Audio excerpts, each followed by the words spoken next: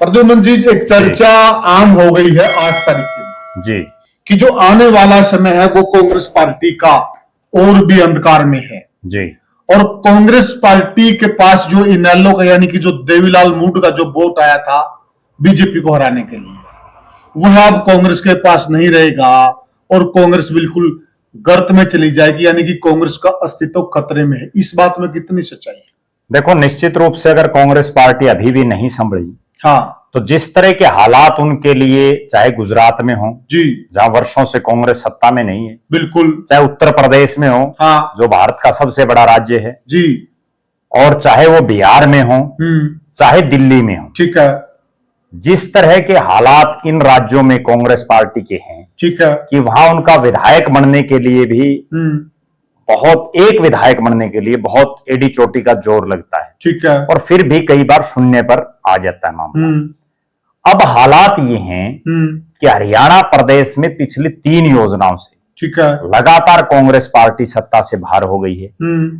अगली जो बात है वो ये है कि अगर सही मायने में देखें तो 2005 में चौधरी ओम प्रकाश चौटाला के भारी विरोध, लोगों में उनके प्रति जो भारी गुस्सा था, उसके चलते कांग्रेस पार्टी की 67 सीटें हरियाणा प्रदेश में आई थी, ठीक है, और उसके बाद से उन 67 सीटों पर चौधरी भूपेंद्र सिंह हुड्डा को प्रदेश का मुख्यमंत्री बनाया गया, और तब से लेकर के और 2024 तक कांग्रेस लगातार कम रही, चाहे वो 67 से 2009 में 40 पर आई, 2009 में 40 पर आकर के और 2014 के चुनाव में 15 पर आ गई, ठीक है, मुख्य विपक्षी दल भी नहीं बन पाई, इनेलो विपक्षी दल थी।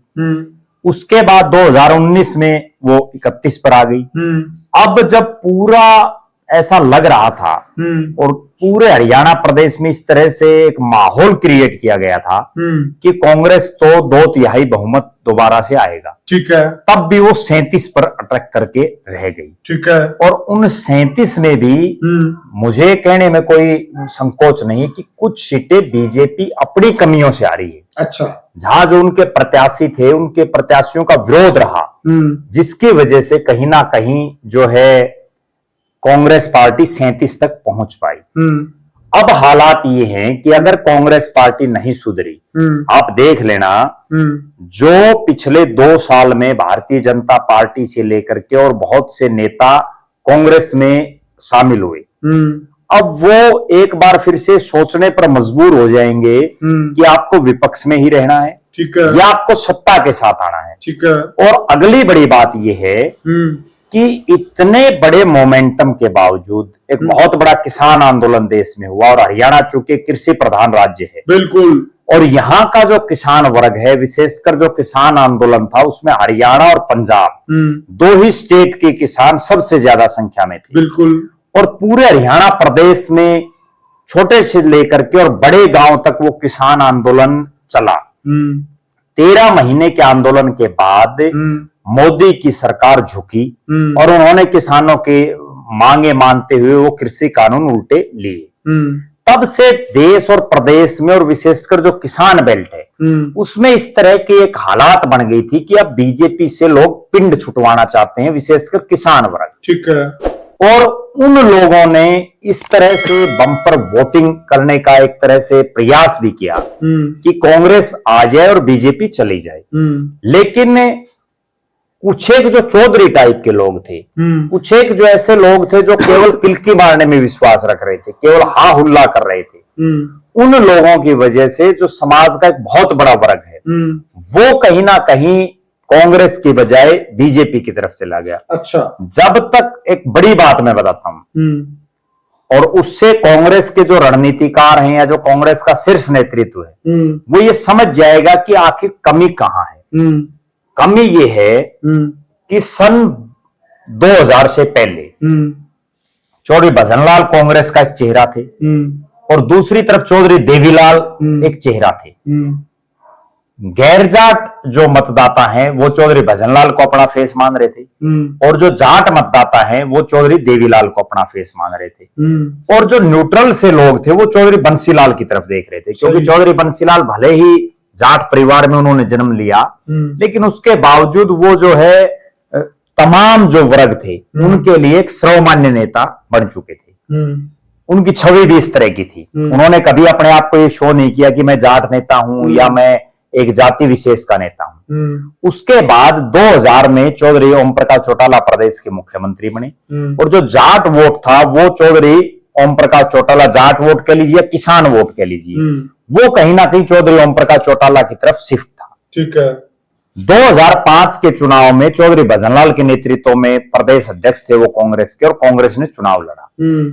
गैर जाट वोट है वो एक बहुत बड़े स्तर पर कांग्रेस पार्टी को चौधरी भजनलाल के वजह से गया। हालात ये बने कि 67 सीटें कांग्रेस जीती, मुख्यमंत्री का कोई चेहरा डिक्लेयर नहीं था, और ओम प्रकाश चौटाला जी की पार्टी 9 सीटों पर सीमित हो गई। ठीक है। खुद मुख्यमंत्री होते हुए ओम प्रकाश चौटाला नरवाना की सीट से चुनाव हार गए थे रणदीप सिंह सुरजेवाला के सामने। उसके बाद 2005 में चौधरी भजनलाल को दरकिनार करके चौधरी भूपेंद्र सिंह हुड्डा को प्रदेश का मुख्यमंत्री बना दिया गया, और जो जाट और किसान वर्ग चौटाला साहब के साथ था वो वहां से छिटक करके, क्योंकि उनको चौधर चाहिए और राज चाहिए, वो लोग बहुत बड़ी तादाद में चौधरी भूपेंद्र सिंह हुड्डा के साथ लग लिए। अब जाटों का और किसानों का बड़ा नेता चौधरी भूपेंद्र सिंह हुड्डा बन गए, क्योंकि वो मुख्यमंत्री थे। और गैर जाट जो था उसको कहीं ना कहीं कोई जगह मिल नहीं रही थी कि वो कहां, क्योंकि चौधरी भजनलाल राजनीतिक रूप से हाशिए पर थे। तब एक प्रयास किया कुलदीप बिश्नोई ने।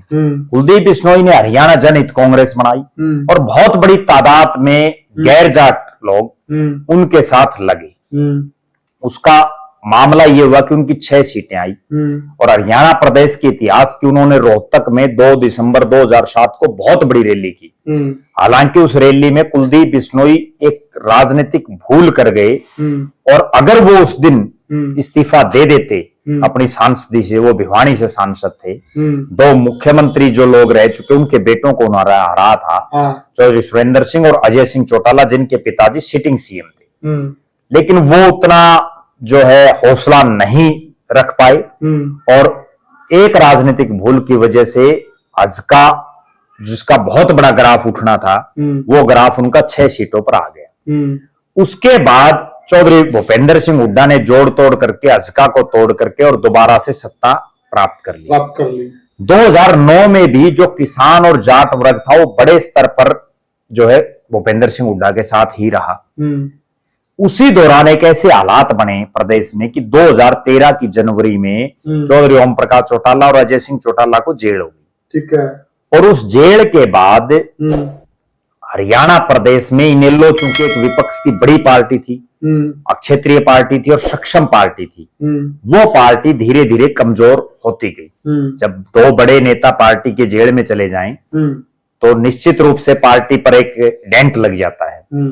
उसके बाद हालात ये बनी कि केंद्र में नरेंद्र मोदी जी देश के प्रधानमंत्री बन गए 2014 में। तब तक हरियाणा में बीजेपी का कोई बहुत लंबा चौड़ा वजूद नहीं था। लेकिन बीजेपी ने एक रग ये पकड़ी कि एक तरफ चौधरी भूपेंद्र सिंह हुड्डा जाटों के बड़े नेता हैं, किसानों के बड़े नेता हैं, और दूसरी तरफ अभय सिंह चौटाला भी जो है किसान और जो जाट वर्ग है उसके एक बड़े नेता हैं। तो कहीं ना कहीं अगर राजनीति चमकानी है तो जो चौधरी भजनलाल के साथ जो वोट बैंक था, जो गैर जाट का वोट था, आप इस तरह की पॉलिटिक्स करो कि गैर जाट आपके साथ लग जाए। और उन्होंने उसी तरह की राजनीति करते हुए हरियाणा प्रदेश में मनोहर लाल जी को प्रदेश का मुख्यमंत्री बना दिया गया, जो पहले पंजाबी हरियाणा प्रदेश के मुख्यमंत्री बने। और तब से जो वोटर चौधरी भजनलाल के साथ था वो वोटर बीजेपी की तरफ चला गया, यानी जो गैर जाट मतदाता वो कहीं ना कहीं बीजेपी की तरफ शिफ्ट हो गया। उसमें चाहे एससी वर्ग हो चाहे बीसी वर्ग हो, एससी और बीसी वर्ग बहुत लंबे समय से कांग्रेस के साथ जुड़ा हुआ था, और वो वर्ग अब कांग्रेस को छोड़ करके 2014 से लगातार बीजेपी के साथ लग लिया। वही कारण है कि 2014 में उनकी सरकार आई, 19 में सरकार आई और 24 में फिर आ गई। जब तक कांग्रेस के साथ इन जो किसान जातियां हैं या जो जाट वर्ग है, इसके साथ साथ एससी और जो बीसी वर्ग है उसका एक बड़ा वोट बैंक नहीं आएगा, तब तक कांग्रेस सत्ता में नहीं आ सकती। उसके लिए कांग्रेस का शीर्ष नेतृत्व ना कोई प्रयास कर रहा, और जब तक वो इस तरह के प्रयास नहीं करेंगे तब तक मुझे नहीं लगता कि हरियाणा प्रदेश में कांग्रेस जो आज वेंटिलेटर पर आ चुकी है वो कहीं ना कहीं जो है उभरेगी। इंद्रपाल जी, अब मूल सवाल पे आ जाते हैं। अब कितनी संभावनाएं आपको लग रही है कि जो हुडा, जो जाटों और किसानों के बड़े नेता हैं, अब उनका सूर्य धीरे धीरे अस्त हो रहा है और अब धीरे धीरे जो देवीलाल परिवार कह लीजिए, इनेलो जसपा दो क्योंकि अलग धड़े हो गए हैं, मैं पूरा देवीलाल परिवार की बात कर रहा हूं, अब धीरे धीरे देवीलाल परिवार का उदय होगा। देखिए कुलदीप भाई, जिस प्रकार के चुनाव परिणाम आए हैं, उसके बाद अगले 5-4 दिन जो महीने हैं उनमें समीक्षा होगी, क्या होना चाहिए क्या नहीं होना चाहिए। कांग्रेस की जो पीछे की रणनीति रही है, कांग्रेस जब भी सत्ता में आई है कांग्रेस की एक मुख्य रणनीति रहती थी, आजकल एक प्रकार के एरिया बन गए हरियाणा में, तो उस एरिया में जो मुख्य लीडर होता था कांग्रेस उस कम से कम 3 या 4 नेताओं को मुख्यमंत्री के तौर पर पेश करती थी। पहली बार ऐसा हुआ है कि कांग्रेस ने एक प्रकार से पूरी तरह से भूपेंद्र सिंह हुड्डा को कमान सौंप दी। होना ये चाहिए था कि जो फरीदाबाद की बेल्ट है, गुड़गांव की बेल्ट है, वहां ये दिखाना चाहिए था कि कैप्टन एज ए मुख्यमंत्री बन सकते हैं। सिरसा की और जो अम्बाड़ा की बेल्ट है, 2 जगह से कुमारी शैलजा लोकसभा की सांसद रह चुकी हैं, तो वहां कुमारी शैलजा को भी ये दिखाना चाहिए था कि ये भी हो सकती हैं। और जो जींद और कैथल का एरिया है उसमें रणदीप सिंह सुरजेवाला का अच्छा प्रभाव है, बांगर का क्षेत्र है। अगर ये होता तो जो हवा थी दिखाई दे रही थी कांग्रेस की, वो उस पोजीशन में होती। अब तो केवल ढकोसला था। अब क्योंकि एक बात और हो गया, आगे की आपने बात की देवीलाल परिवार की, तो उसमें एक बात जो सबसे महत्वपूर्ण होगी वो होगा परिसीमन। अच्छा, जो नया परिसीमन संभावित है अगर 2029 में लागू हुआ तो ये भी देखना पड़ेगा। इस समय अगर कांग्रेस बन जाती तो जो 2029 का परिसीमन है वो अपने हिसाब से थोड़ा बहुत सेट कर सकती थी, क्योंकि अब बीजेपी की सरकार बन चुकी है तो बीजेपी की पूरी कोशिश रहेगी, क्योंकि जो वर्तमान सरकार है वो ज्यादा नहीं तो कुछ गांवों को इधर से उधर विधानसभा क्षेत्र के कर सकती है। बिल्कुल सही कहा। और जो हल्के बनेंगे वो हो सकता है बीजेपी अपने आप के हिसाब से सेट करवाए। तो परिसीमन के बाद यह देखा जाएगा कि कितने विधानसभा क्षेत्र ऐसे हैं जिनमें चौधरी देवीलाल का परिवार है वो प्रभावशाली हो सकता है, क्योंकि फतेहाबाद, सिरसा, जींद, कैथल, क्योंकि जो जाट लैंड है वो भी आज तक 2 क्षेत्रों में बंटा हुआ है। एक तरफ बागड़ी बेल्ट, ये कह सकते हैं बागड़ बेल्ट है, बांगर बेल्ट, और एक उड्डा की बेल्ट भी है, देशवाल। जो चौधरी देवीलाल जी होते थे, जो पुराने समीक्षक वो बताते हैं, उनका ज्यादा प्रभाव सिरसा फतेहाबाद से ज्यादा प्रभाव देशवाली बेल्ट में, रोहतक बेल्ट में था, रोहतक सोनीपत में था, देशवाली बेल्ट। और चौधरी देवीलाल ने अपनी जिंदगी की जो सबसे बड़ी गलती की, वो एक बार 3 जगह से सांसद खड़े हुए थे, 2 में वो जीत गए थे, सीकर से और रोहतक से, और शायद फिरोजपुर से वो आ रहे थे, पंजाब से। तो उन्होंने चाहिए तो ये था कि रोहतक की सीट रख के वो देश के डिप्टी प्राइम मिनिस्टर बने, सीकर से त्याग पत्र दे देते, लेकिन उन्होंने रोहतक से त्याग पत्र देके सीकर की सीट रखी। उसके बाद चौधरी भूपेंद्र सिंह हुड्डा है वो सक्रिय, मतलब उनका उदय होना शुरू हुआ था। उससे पहले चौधरी भूपेंद्र सिंह हुड्डा जो जिला जी शायद 3-4 चुनाव हार गए थे और उसके बाद उन्होंने चौधरी देवीलाल को लगातार 3 चुनाव हराए, उसके बाद हराए। तो इससे पहले देवीलाल का प्रभाव 96 का और 98 का, इससे पहले देवीलाल का प्रभाव सिरसा फतेहाबाद की बजाय रोहतक में ज्यादा था। अब जो हालात बन गए हैं इसमें भूपेंद्र सिंह हुड्डा परिवार को जाटों का लीडर बनने के लिए, और जो उनकी खुद की बेल्ट है रोहतक, सोनीपत, झज्जर, ये गिनी जाती है, लेकिन इस चुनाव में सोनीपत लूज कर गए। तो हुड्डा का जो मेन संघर्ष होगा वो फिलहाल आपके एरिया में होगा, और जो 2029 के चुनाव हैं उसमें अगर ये हवा बन गई कि बीजेपी को सत्ता से बाहर देवीलाल परिवार कर सकता है तो हुड्डा परिवार वहां और भी कमजोर हो सकता है। तो उस समय के क्या राजनीतिक हालात होंगे, अब समय की बात है कि ये भी हो सकता है कि हुड्डा परिवार दोबारा से सेट हो जाए, लेकिन ज्यादा चांस ये है अगर देवीलाल परिवार एक हो गया तो उसके अप होने की ज्यादा संभावनाएं दिखाई दे रही है। देवीलाल, आपको क्या लगता है मैं इन्हीं की बात को एक बार जोड़ देता हूँ। चौधरी देवीलाल और चौधरी भूपेंद्र सिंह हुड्डा के परिवार में जो सबसे बड़ा अंतर है वो ये है कि चौधरी देवीलाल का परिवार वास्तव में फाइटर है। अच्छा, वो कहीं भी हरियाणा प्रदेश के किसी भी कोने में जाकर के चुनाव लड़ने में सक्षम है और वो जीते भी हैं। ना केवल हरियाणा बल्कि वो दूसरे राज्यों में भी चुनाव लड़ करके जीते हैं।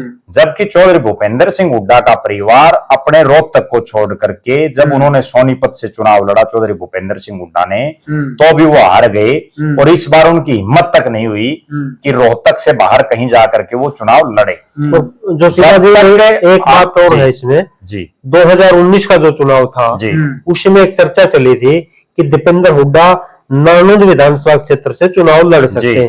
अगर उन्होंने वो हिम्मत की होती, हो सकता है कि सरकार 19 में भी कांग्रेस की आ सकती। चौधरी जी ने कहा वो हिम्मत नहीं कर पाए। सबसे बड़ी बात क्या है, भले ही चौधरी देवीलाल का परिवार सिरसा के चौटाला गांव से है, उसके बावजूद उन पर एक जिले का ठप्पा कोई आदमी नहीं लगा सकता।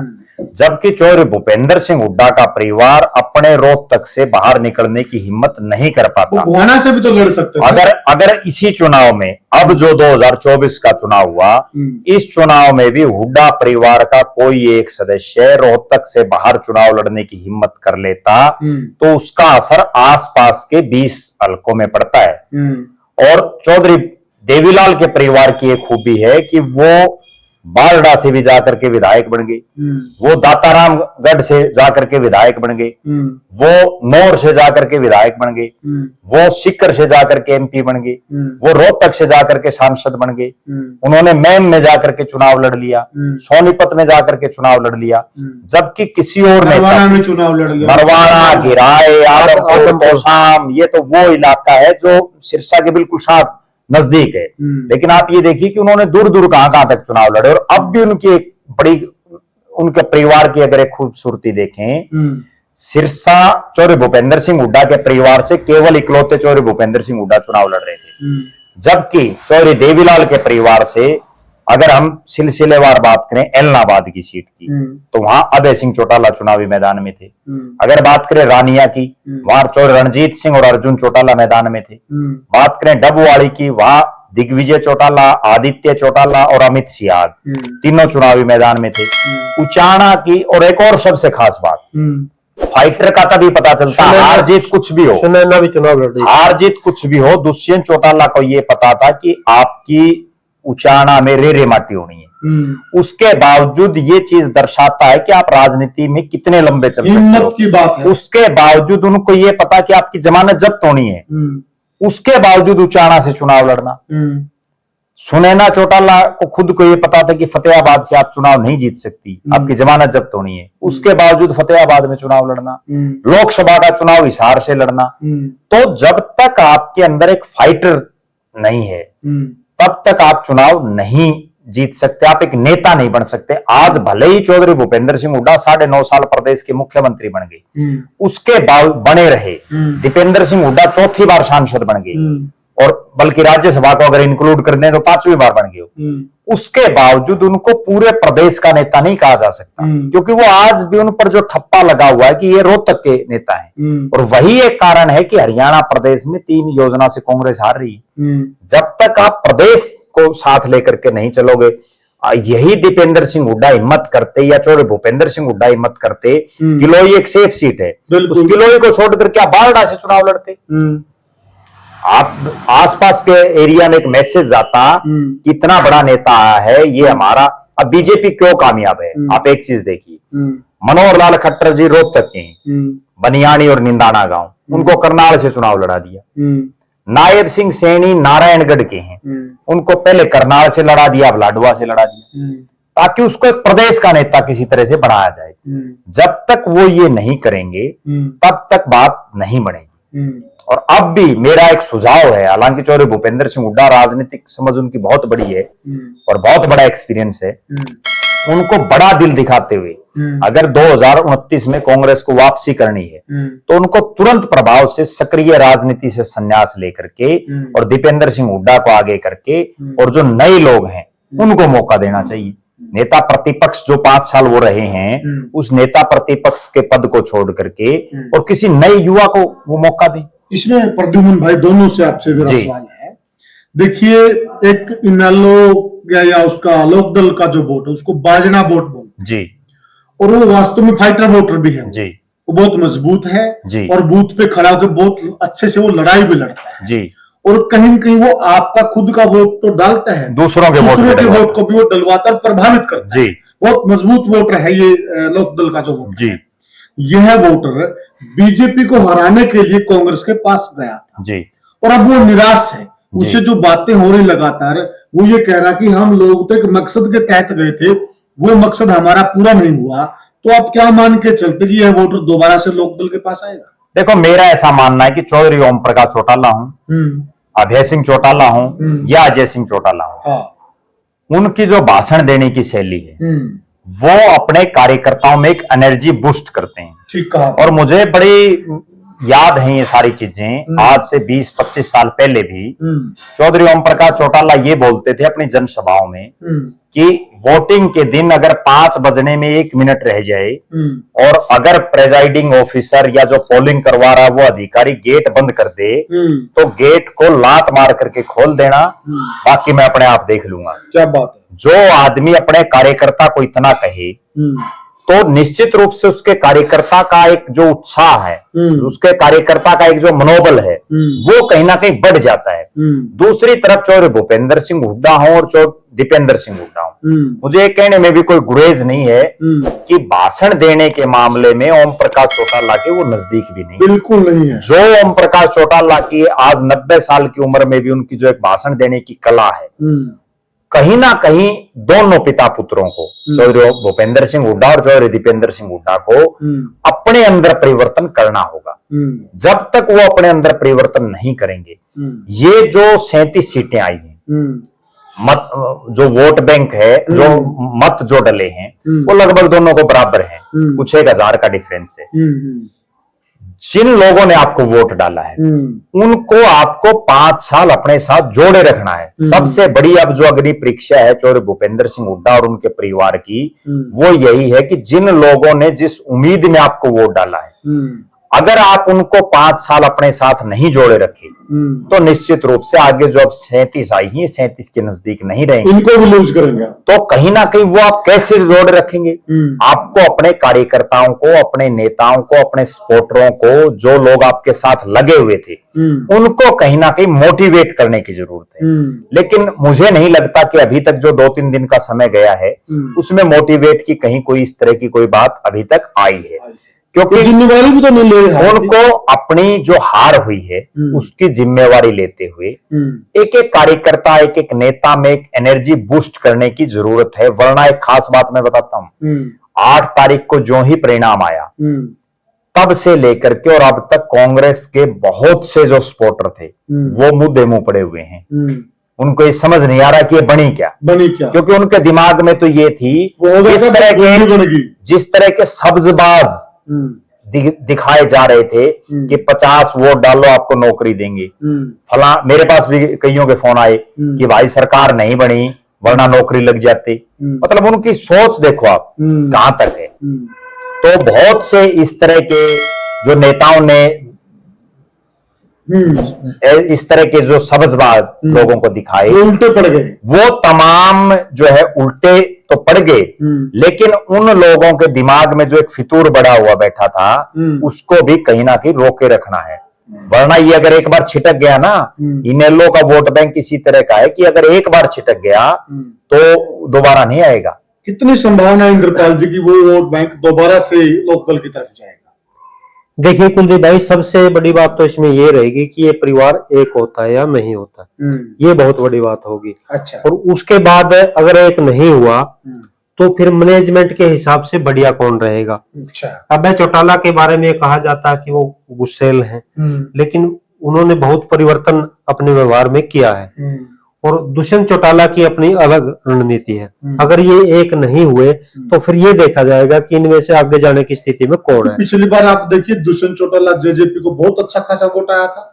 नहीं, वो फिर जो बीजेपी को समर्थन देने का था, कुछ वैसे बातें ऐसी होती है। उससे पहले वोट तो आया है ना, या इस परिवार के पास वोट बैंक लौट के आता है, 17% वोट तो है, लेकिन कुछ वैसे बातें ऐसी हैं जैसे जो बीजेपी को समर्थन देने का है वो लंबे समय तक जेजेपी को प्रभावित करेगी और ज्यादा संभावना है कि वो इनेलो की तरफ चला जाए। वो मैं ये नहीं कहता किस तरफ जाएगा, मेरा ये मानना है कि यह जो वोट बैंक है यह वापस लौट कर आएगा।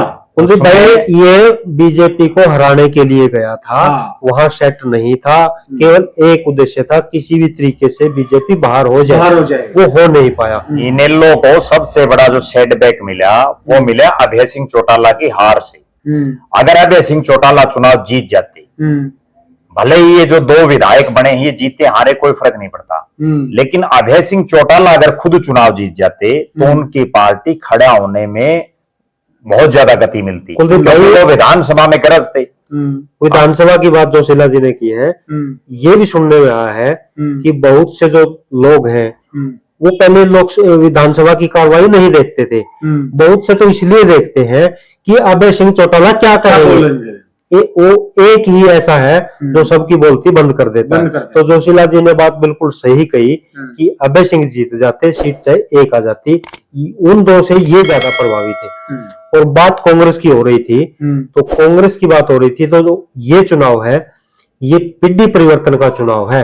आप कैथल की बात करोगे तो रणदीप सिंह सुरजेवाला का लड़का आदित्य आ गया है, उधर जयप्रकाश का लड़का विकास आ गया है, उचाना की बात करोगे विजेंद्र सिंह आ गया है, मैम की बात करोगे तो बलराम गांधी आ गया। तो एक प्रकार से पीढ़ी परिवर्तन हुआ है।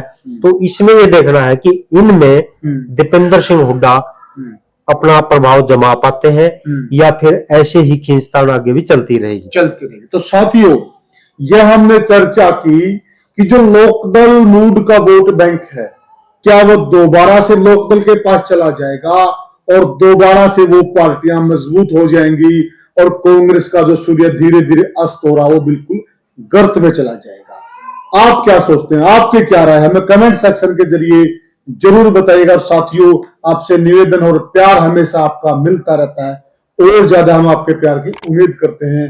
वीडियो को ज्यादा से ज्यादा शेयर कीजिए और चैनल को सब्सक्राइब कीजिए। तो साथियों, राम राम, धन्यवाद।